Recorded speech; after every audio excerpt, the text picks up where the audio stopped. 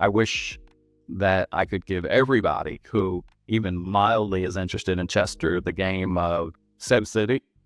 Just say, hey, do what works, because right now it's really wide open to come to Chester and do what you want to do.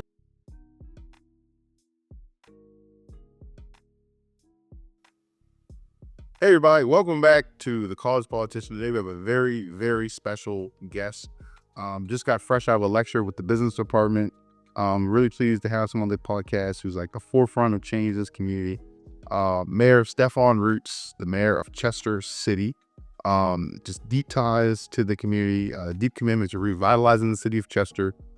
Mayor Roots, of course, has been dedicated to creating sustainable growth, improving public safety, and lifting the lives of Chester residents. Ladies and gentlemen, today, Mayor Stefan Roots. Yeah, that's true. Very well done. Thank you. You didn't even lie.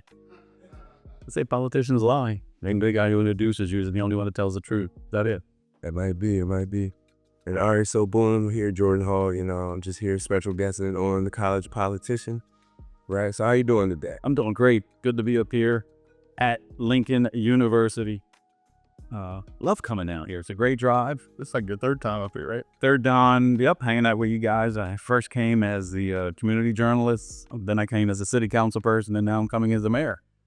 I'm really close friends with Dr. What's his name again? Straight guy, Mr. Lincoln Bader himself, Sam Williams. We've been kicking it for a number of years on various things, and when he came on board down here, it was just really exciting to have that connection between the city of Chester and Lincoln University, and I got strong ties at Widener and Swarthmore, and I know we did some things getting him hooked up with Swarthmore during the 50 years of hip hop last year. Some great programming between the two universities went on. So special. I got a good cousin who graduated from Lincoln. She was here last weekend for the homecoming, or 2 weekends ago or whatever, and I couldn't get her to come to an event I wanted her to come to, because when I said it was Saturday, she's like, oh, no, I'm going to be down at Lincoln. And then when I looked at my calendar, I said, oh, I'm sorry, Shelly. I didn't say her name. I said, it's going to be Sunday. I'm going down there Sunday too. I was like, you know what? And then you and Lincoln. But that's great. Yeah, Lincoln through my homecoming. But no, I love the city of Chester. My first roommate at Lincoln, he was from Chester. Okay. Shout out to Maji. And then he introduced me to all his Chester buddies. So I gotta actually, I've driven through, but I actually gotta come and stay.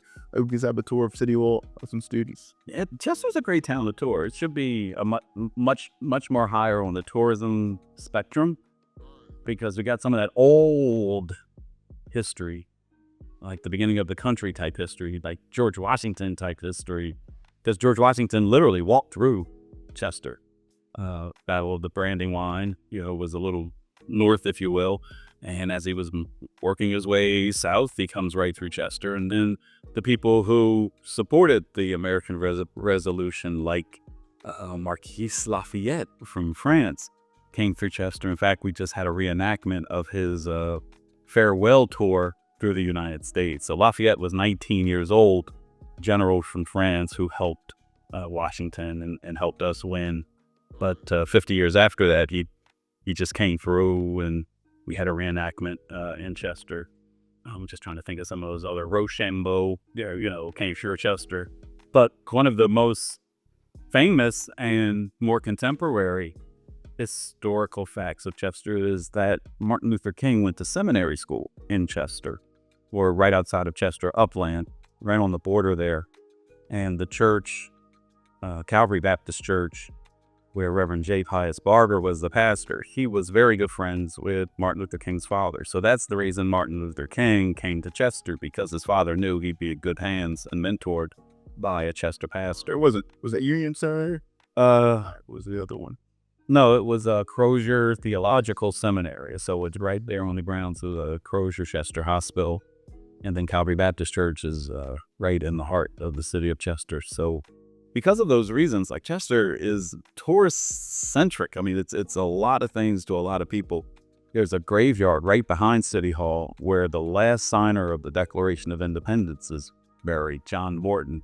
If he had not signed the Declaration of Independence, we would not be independent. He was the deciding signature. So there's a lot there that connects to Philadelphia history, but more so the region and everything that goes on. Lately, I've been having Mayor lectures. It kind of connects me back to my academic days where, no better place to learn something than from a subject matter expert who gives you an hour of his time sharing. And one of the more recent ones we had was a guy who was studying Underground Railroad and was a little surprised to see that of all the illustrations that are out there as to the path that the railroad went, none of them went through Chester. Well, he's done his research to practically prove that, you can't. You couldn't move people unless they came through Chester, mainly because the railroads, came through Chester. So there's just a lot there, and that's something we need to take advantage of in the city of Chester is the fact that we are a tourist destination and don't even know it. The oldest continuously operated public building in America is in the city of Chester. It goes by the name of the 1724 courthouse. And 1724 ain't the address, it's the year it was built. Wow. 1724. So if you do the math, that's 17, 18, 19, 20. It's just turned 300 years old now, and we're celebrating that in the city of Chester. So a lot to see. Wow. But it's all hidden around current blight and just people not respecting or remembering their history. Wow. So your job is not just like overseeing the day-to-day of the city. It's to be like the city spokesperson in a way. That's the bigger part of the job. The day-to-day stuff, it's important for me to put a staff in place that can manage the day-to-day, and had done an excellent job. I got to give myself credit for that. Have done an excellent job, along with me, the receiver, HR, all the pieces that are required to bring in the right people. But the day-to-day operation is so important because you can't serve the people of the city unless City Hall is ready to deal with the work. And city government is way behind in being able to address the needs of the city as the city has changed over the years. So let me ask, so for our viewers, can you explain briefly, did a whole lecture in the link incubator about, your job, your role, because you first came here, like you said, when you're like doing the newspaper stuff, then you came here as a city councilman, running for mayor, now you're the mayor. But can you just talk briefly about what currently the CC up Chester is? I'm sure a lot of people aren't too familiar with the word receiver or what receivership is. Sure. People know what bankruptcy is, though, and hopefully you haven't gone through it personally. But if you have, as I have myself back in, I guess around 2000, the situation got to a point where I couldn't manage my expenses. Went through a divorce, and that was the only option. It was scary. It was embarrassing. It was, you just feel that stigma on your head. Like, damn, I couldn't manage my own money. You made it through that. Well, it's just going through the process, though. First, making the decision that that's what you're going to do, because you could fight your way out of it. And that's what the city was trying to do. But it became quite clear once the receiver came on board that, the city can maintain itself kind of right on that edge of survival, or it could kind of get into the room with all the debtors and creditors sitting down, figuring out a better way for Chester to kind of clear some old expenses, shed some others, hold up on court cases, figure out around town where there could be some assets that we could liquidate or monetize to put the city in a better position so that we don't have to struggle on a day-to-day basis to a point that as a result of bankruptcy, many people know that, your credit's shot. Nobody wants to loan you any money. Your respect kind of dwindles in the industry there. Well, we were operating as a city, getting by, but in such a way that we were looked at as if we were in a bankruptcy, because people knew that we just didn't have a lot of money on hand, or that we were a late pay, or that, some vendors had to fight and claw for their money.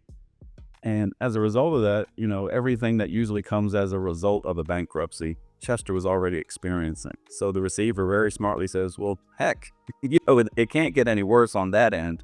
Let's do the bankruptcy. Let's clear the debt. Let's find a new path. And in order for that to be effective, we could have gotten out of our debt in day one. The receiver could have come to the city of Chester, looked at the Chester Water Authority and says, licked his chop and said, I can get $300-400 million out of this thing. I could sell it right now to a private operator and pay off pension, have some money in the bank for the city, and go right back home. He couldn't accomplish that in the first year. Wow. But that was not the objective. And we were very lucky to get the receiver that was assigned to us. I was very critical of him in the beginning because he was not doing the things I expected a receiver to do. He's out in the community dealing with the environmental justice groups and with people cleaning up, neighborhood cleanups and hanging out at the Boys and Girls Club. And I finally said, I'm going to check this man. Like, dude, I need you counting beans in the office. I need you in the accounting department. Like, what are you doing? And he looked me right in the eye and he says, look, if I don't understand this community, if I don't understand what I'm fixing or who I'm fixing it for, or what the whole mission is besides just getting out of debt, then I'm really not doing my job. So he was recognizing at the same time that Chester city government just wasn't set up to serve the city fairly. And a lot of the work in those first couple of years of him being here was just getting to know how city government was structured, restructuring city government to be more responsive. And these past 2 years, the focus has been a lot more, on the money. Before I came on board, city government was giving him a lot of resistance too, or getting the whole receivership concept, some resistance. It wasn't received as, hey, look at this help. Here comes the cavalry. Let's just step back a little bit and let those guys do what they do best. It was really a sign of, some of the city officials, government officials, elected officials were embarrassed by the fact that, we're in bankruptcy or we're in receivership, and they're exposing some of the issues and some of the policies and some of the ordinances and some of the things that aren't operating well in city government. So, the guys got a little personal, and, there was a lot of this going on, and it called for a lot of delay, to the point that the receiver made the statement that still rings loud in some circles, that if we can't get through this bankruptcy before we run out of money, the city could be unincorporated. Oh, wow. So What does that mean? what does that mean? Unincorporated is a term that basically says, city, you had no operation. Mayor, go home. Police department, we don't need you anymore. Fire department, you're done. In fact, all employees, there is no government in place. You're just a rogue 4.4 square miles. Of course, there would be chaos. There would be, and imagine a city like Chester with no police, with no fire, with no officials, with no 1,000 residents, or 40,000 residents. What that would mean is that it basically becomes open up for anybody else to come take it. But we know Chester being the only city around and being in the state that it's in, none of the surrounding towns would even cobble together to take Chester. Delaware County, right? Could the county take it? Yeah, they don't have an appetite for that. Nor does the state. The state would be the last taker. They would be forced to assign somebody to run the city. It happened in, some of the earlier bankruptcies in America, but never unincorporation. So unincorporation, there are unincorporated sections of the state, of the country, but they're usually pretty rural. They're places where there might just be one road through town, and it's a state road. So you don't need government to, local government for that. Or, you got a 20 square mile rural municipality with 50 residents. So there's not a lot to serve. They've got a septic tank. They're using well water, and the propane man comes in, to serve them. So Volunteer fire department. yeah, or volunteer fire department, or the neighbors form their own, police and fire. So, you could do that when you've got 50, 100, maybe 1,000 residents. You're not going to do it when you have 35,000. But if you had no money to run the city, that's what you can end up with. So thankfully, we're not going there. So, what happened to Chester to get like this? Because I like you as a mayor. You don't sugarcoat anything, but you don't paint it as doom and gloom. You just give the real honest God's truth. I mean, I like that when you're giving that lecture in Linkubator. You can watch it. I think we'll be up on Linkubator a little later. We recorded it. It was very nice. Like, what happened to Chester? You can't put one thing as the thing that happened, but the big thing was the economy changed in the 40s.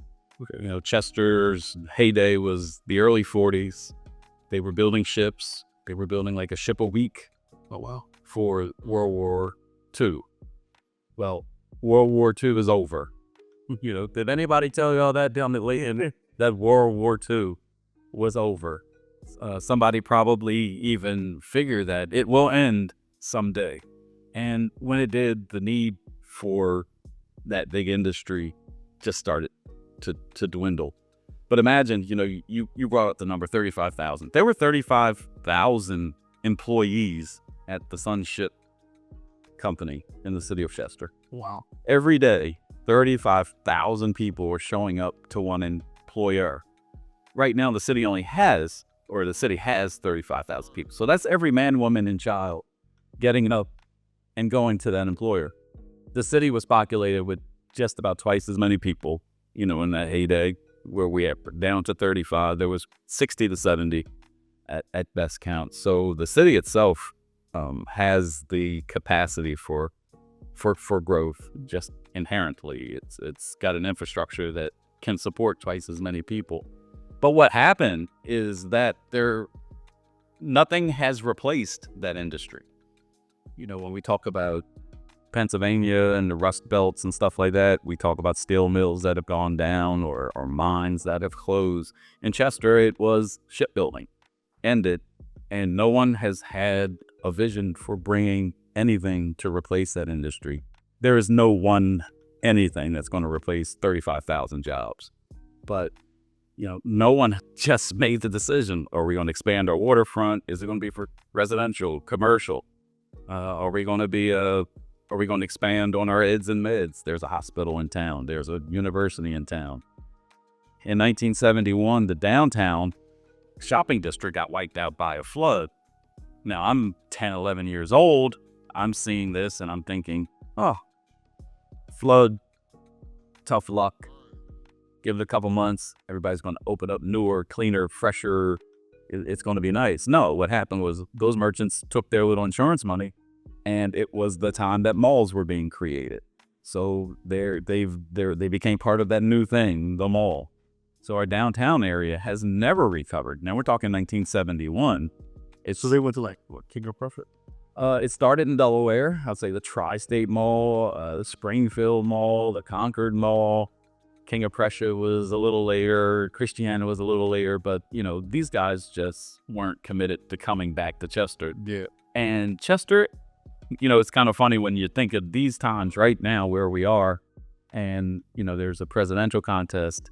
And one of the issues is President Trump blasting the Haitians or the Liberians, those immigrants in these towns that he's saying, oh, they're illegal.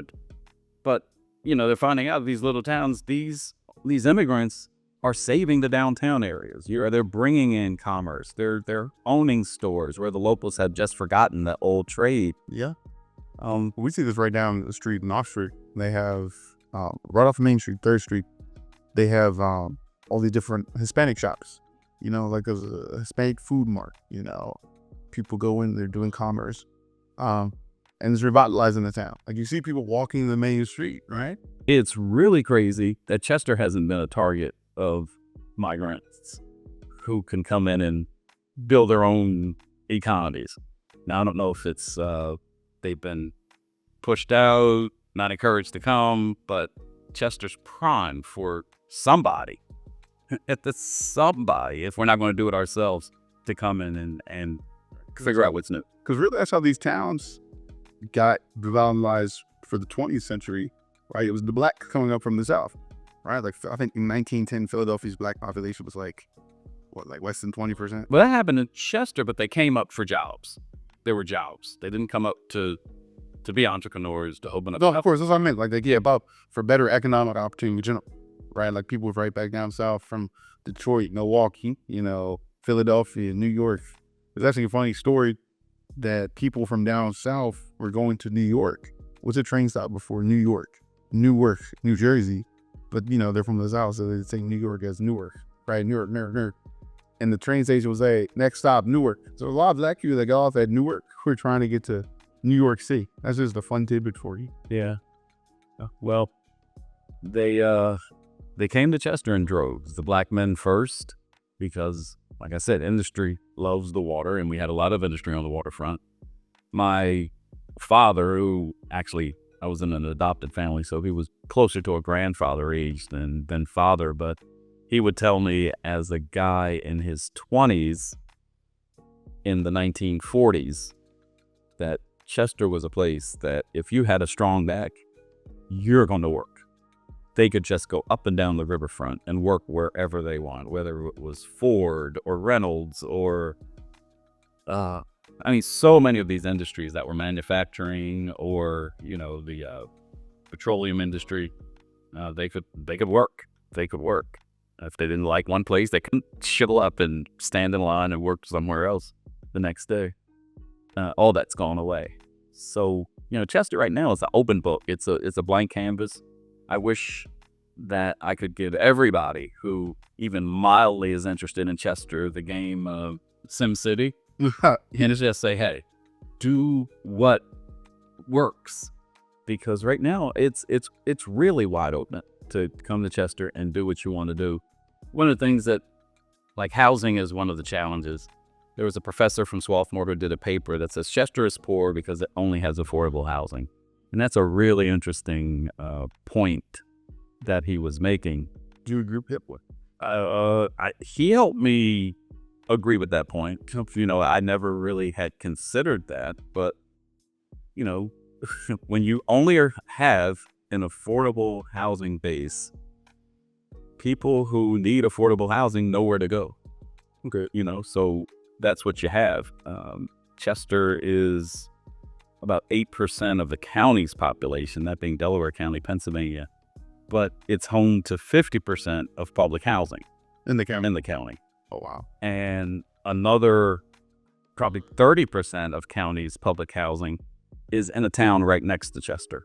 Town's in. It would be Woodland, Upland, Chester Township.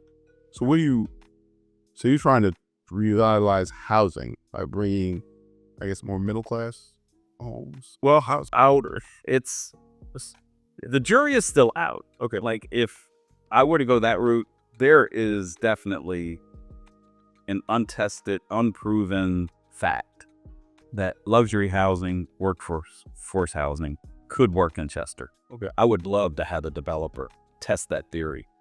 When you're talking about millions of dollars, people aren't too open to, take that test. But I wish that it could happen.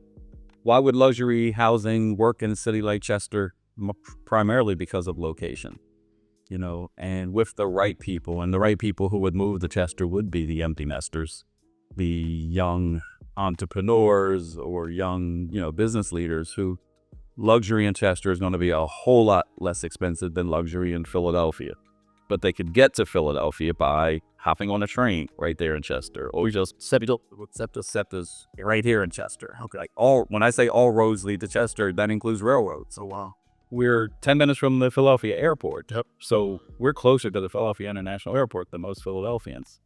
So, luxury housing could work in Chester for people who aren't looking for Chester to be the destination. But if you're just looking for a place to live, it could be that. You want you want the amenities without the headaches of living in the downtown area. Right. Okay. Yeah. But accessibility. when luxury comes and people begin to feel comfortable, like, I said earlier in the lecture, well, maybe I did, but a lot of Philadelphians are moving to Chester because, it's to them charming, quiet, it's quaint, and they can tolerate the crime. Like in Philadelphia, there's going to be 400, 500 murders this year.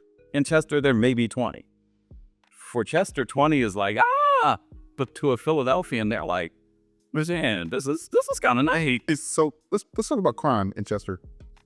I guess I would assume that most of those are targeted, right? It's not like you get shot on the street like wrong place, wrong times, like some gang affiliation. No gang. Or no gang, maybe domestic, right? So like somebody, like it's not a random crime. No, it's like it's you stepped on my foot, or you dissed me on Facebook, Okay. or The Boondocks has a word for that. it's a lot of relationship, type things. Some very little drug related stuff. So Chester's relatively safe. I believe it's super safe. So why do you think it has this thing? It's like, oh, it's Philadelphia's little cousin, just as bad as Philadelphia. I think it's just because everybody's black. That is a big part of it. Yeah, Because Delaware County mostly black. no, not at all. It's like pre-black. You think no? Oh, Well, I'm gonna say white. Excuse me. Okay, it's mostly white. But you got your pockets of black. So it's got we call it the river communities. So Chester to Upper Darby, and then down the river you got Darby Township, Sharon Hill. Those are the spots. Because you're talking with two Marylanders right here, but everything you've said is people that come to Lincoln. Like everybody's like Darby, Chester is the offset of, I don't know. I think I've heard Sharon Hill.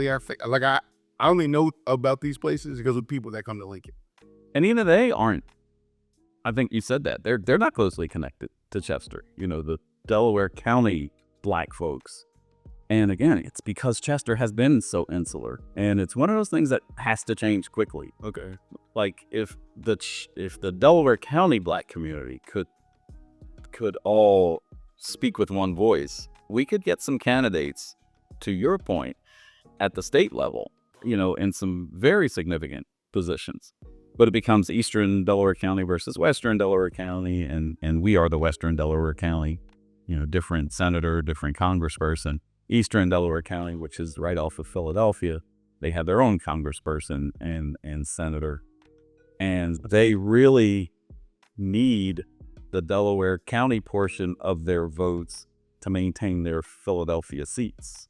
So the Philadelphia kind of spills over into Delaware County. So this is where that edge. Redistricting Kirk's small community in like counties. It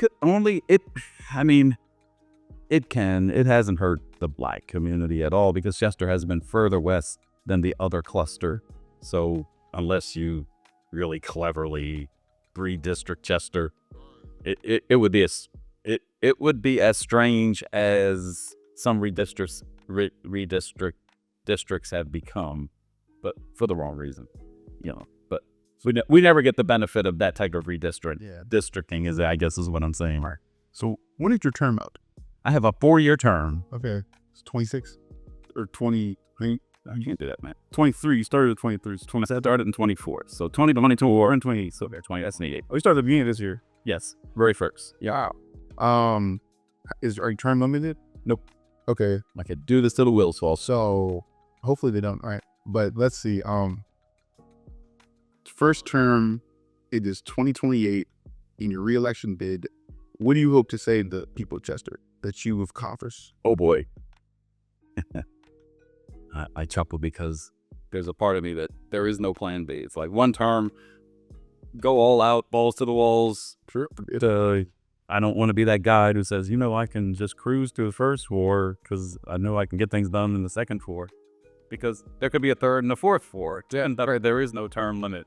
But if I were to run in 2028, and that decision will probably be made in 2027, obviously, because I expect there'll be some other opportunities as a result of having a great first 4 years saving the city of Chester. It will be just demonstrating the fact that I've connected Chester back to government. Like Chester just has been operating as a fiefdom, very insularly. The connections with the county, with the state, with the U.S. Federal government has just disappeared. Most of my first 6 months has been making these connections. I'll go anywhere to have a meeting with anybody just to connect, just to put my face in their face to say, hey, Chester, we're over here. I love being in meetings with mayors from across the country or regions, and I usually open it up with, I got something none of you guys got, or none of you gals had, none of you mayors have. I'm in bankruptcy. Yeah, bro. And it really gets their attention. And it becomes a cautionary tale for many of them. They're like, look, we might be facing the same thing you're doing. Like, we're watching you closely to see how the receiver gets you out of this, because we don't want to be in this. We really don't want to. And, Chester is very much becoming the example of what cities are moving toward and want to avoid. So this story is going to be really good. But, my thing is, I have fixed City Hall. I've got some great people operating City Hall, so that if I'm there or not for the next term, it doesn't matter. I often talk about, Donald Trump, and I don't try to be too partisan here, but, there's a lot of people who felt that when he was president, he was just very unorthodox. Let's just use that term. The United States government can absorb an unorthodox leader at least for 4 years, just based on the infrastructure of the workforce, of the people in government. It's the people who work in government that keep government going on a day-to-day basis. Could the country had absorbed 8 years of him? I don't know. Can they manage another 4 if he wins this time? I think they could do 4. I think. You think? I think so. I think the government is just it. Government operates so slowly that some of the bigger things take time. Even for myself in my first 4 years, like, there's some agencies, boards, commissions that have members on there that will never vote with the same interest I would wish they would vote for whatever organization or commission they're part of. Like, it could be the Housing Authority, it could be the Stormwater Authority, it could be any of the boards or commissions, because most of them come in with 5-year terms. So I'm beginning to see myself where a second term becomes a lot more effective for mayors, because at that time, as they make appointments to boards, they amass more people who are loyal, who understand, who listen, to them. It takes kind of 5 years to kind of clear out old bad, if it needs to be purged, to put, people in to get things moving. So the frustration with government definitely is how much time things take. Like, you could just look right over there and say, that needs to be changed. Let's put some money to it.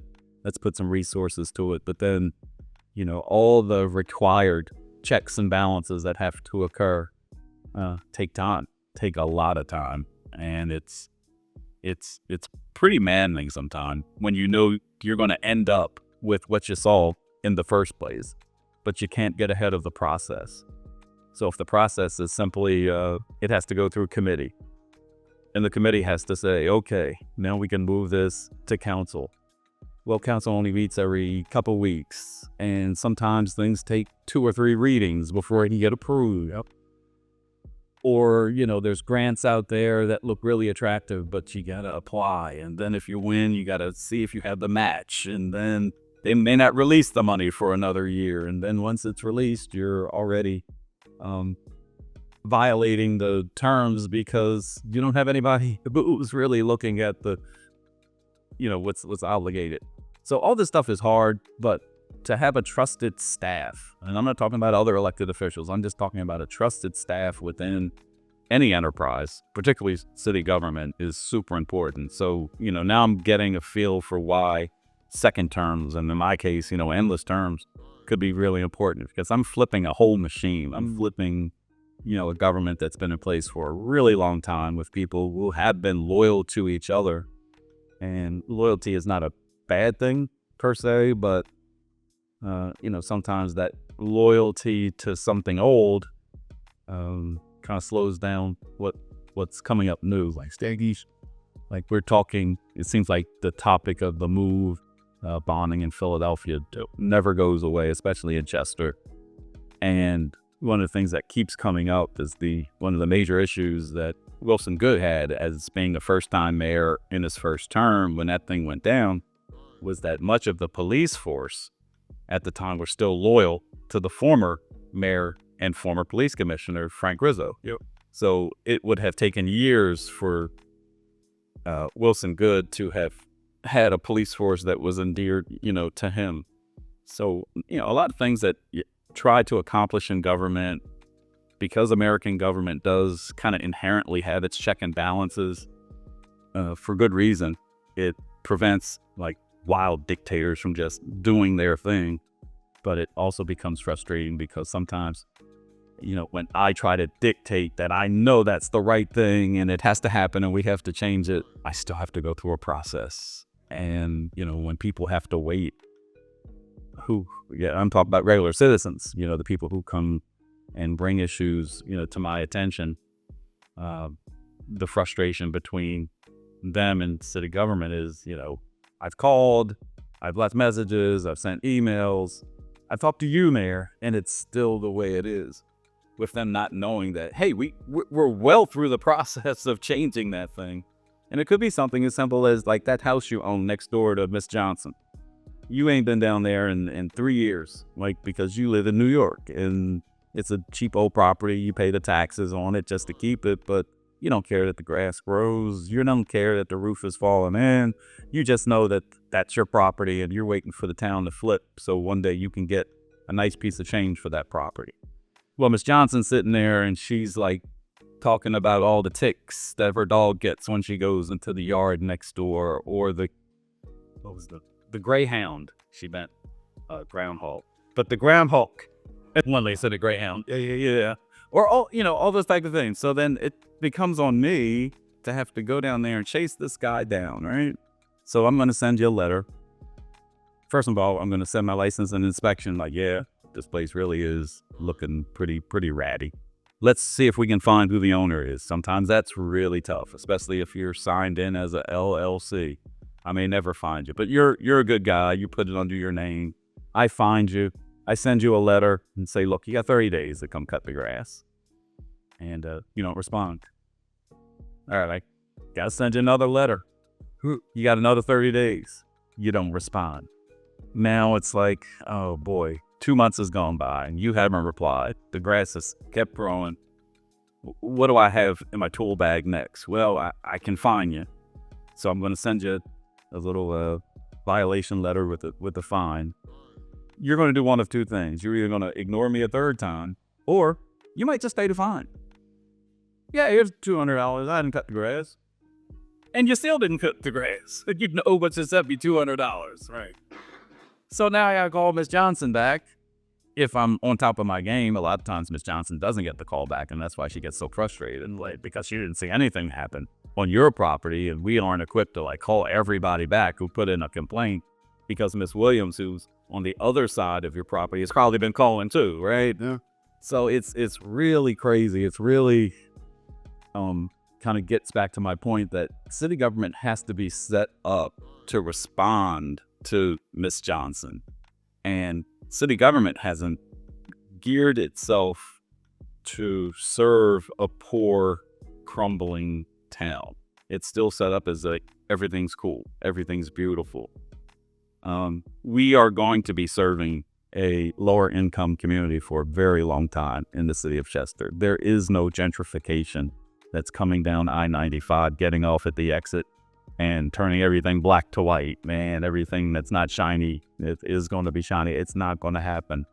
We have to learn how to empower the poor. I mean, that's a really important term, but in so doing, we also have to recognize that we don't have enough tax base to keep the city going. Okay, so I've got to get more people in my city that pay income taxes. I've got to get more houses and more. I got to get more density in my city. So it's not even about housing for me. It's about apartment buildings. I got to get people in apartments. And ideally, I want people who are making some money. So I want workforce housing or luxury housing, because those people that I say come to Chester every day from out of town, I'm sure some of them come from pretty great distances. And if they could find a place in town, again, if you're an empty nester, if you're a single guy and you're a welder at a local company, I might want to stay 3-4 days in Chester, if it's affordable, and then go home on the weekends or whatever. So there's a lot of opportunity there, but it's got to be deliberate, man. It's got to be You have to have a vision. I got to sit there in front of my Sim City, and figure out how can I build this city without it crumbling down. Wow. So it seems like, Chester has a lot of challenges, but it seems like it has a lot of promise. It's got a bunch of opportunity. A bunch of opportunity, a bunch of promise, and it seems like the right person. Yeah, they do. Hey, They absolutely had the right. formulating a good team. And you seem like a very, honest, down to earth person who's not willing to shy away from what the challenges really are. You're not going to sugarcoat stuff just to get more votes. I really respect that. So I'm very excited for the city of Chester. Very excited for us, your term. I will make it a point, like before I graduate on May 4th, I will go to the city of Chester and explore, see the downtown, go to the shops, eat, just a day out in Chester. So let's make it happen. So thank you for being on the show. Thank you. Thank you for coming back to Lincoln. Thank you. And just, good luck and God bless. Thanks, guys. And for all of you who are watching this, thanks for watching. These guys do a magnificent job. Information is key, especially when it's the truth. All right. What's good, Phyllis? Hey, what? Inspiration is key, especially I was just there for moral support.